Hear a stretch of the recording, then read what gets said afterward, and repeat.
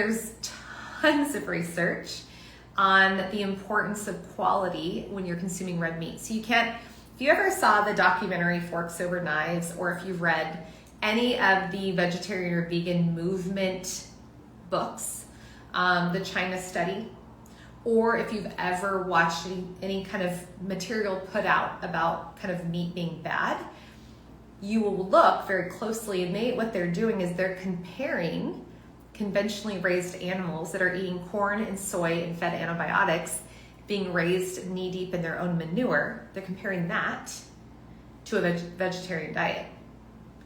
And a vegetarian diet that actually doesn't eat a bunch of pasta and bread, a vegetarian diet that's eating whole foods. Conventional meat, you are what you eat, 100%, as a human and as an animal. So cows are actually only meant to digest grass. So if you put a cow on pasture and they eat only grass or hay in the winter, whatever that looks like, they are going to be healthy. They're going to have a really high omega-3 profile, which is the anti-inflammatory fatty acid. They're going to contribute to your health because they will help your inflammation levels. They won't need antibiotics because they're healthy and they're being fed what they're supposed to eat.